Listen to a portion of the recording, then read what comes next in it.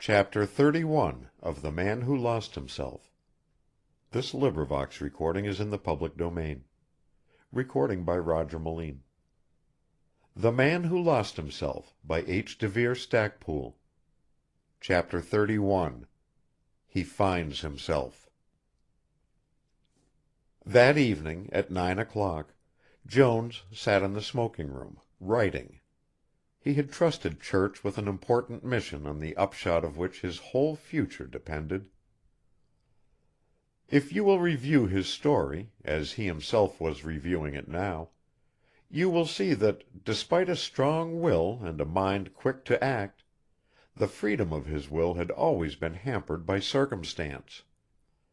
Circumstance from the first had determined that he should be a lord. I leave it to philosophers to determine what circumstance is. I can only say that from a fair knowledge of life, circumstance seems to me more than a fortuitous happening of things. Who does not know the man of integrity and ability, the man destined for the presidency or the college chair, who remains in an office all his life? Luck is somehow against him. Or the man who, starting in life with everything against him, arrives, not by creeping, but by leaps and bounds. I do not wish to cast a shade on individual effort.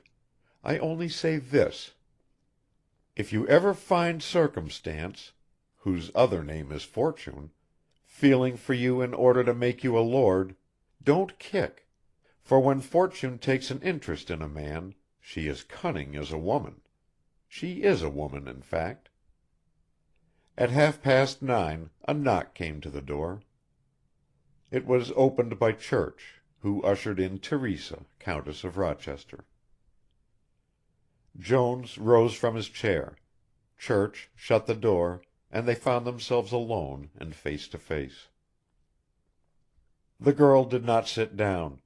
She stood holding the back of a chair, and looking at the man before her. She looked scared, dazed, like a person suddenly awakened from sleep, in a strange place.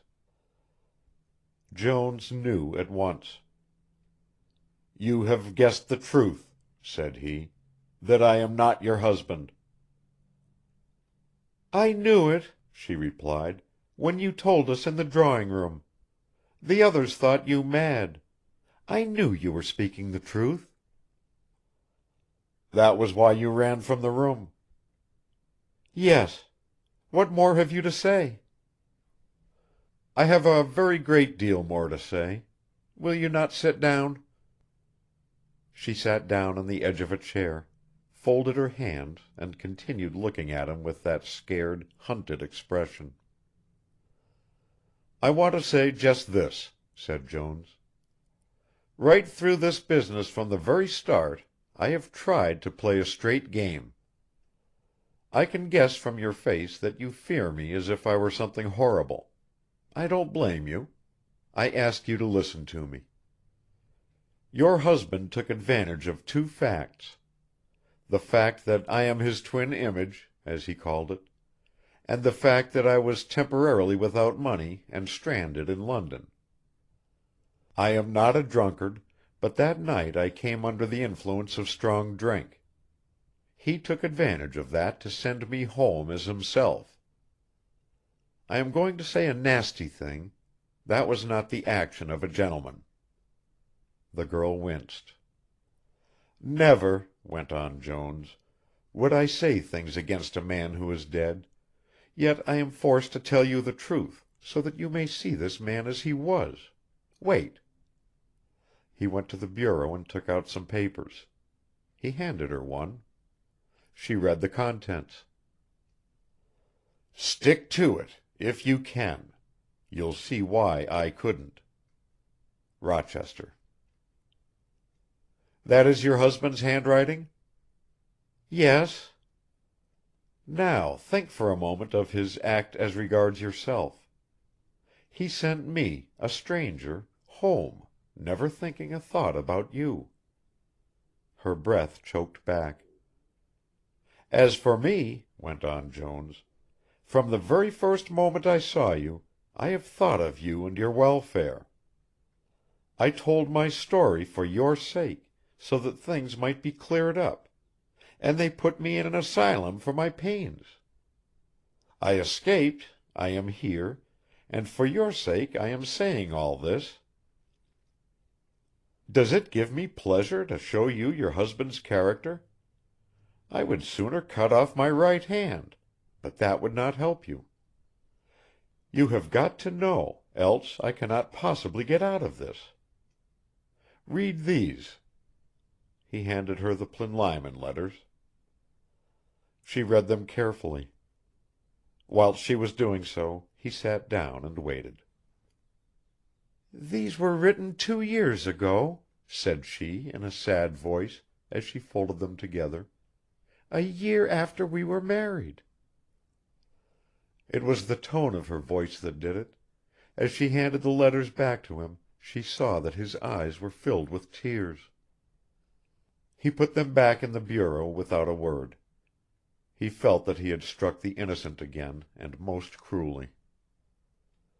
Then he came back to the chair on which he had been sitting, and stood holding its back. "You see how we are both placed," said he. "To prove your husband's death, all my business would have to be raked up. I don't mind, because I have acted straight, but you would mind. The fact of his suicide, the fact of his sending me home, everything, that would hit you again and again. Yet look at your position. I do not know what we are to do. If I go away and go back to the States, I leave you before the world as the wife of a man still living who has deserted you.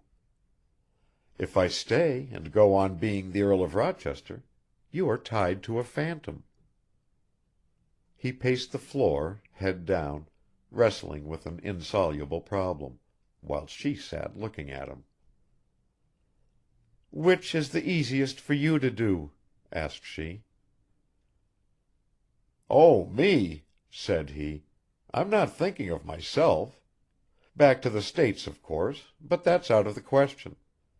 There are lots of easy things to do, but when my case comes in contact with yours, there's nothing easy to do. Do you think it was easy for me to go off that night and leave you waiting for me, feeling that you thought me a skunk? No, that was not easy." She had been sitting very calm and still up till now. Then suddenly she looked down. She burst into tears. "Oh," she cried, "why were you not him? If he had only been you! He cared nothing for me, yet I loved him. You. "I care for nothing at all but you," said he.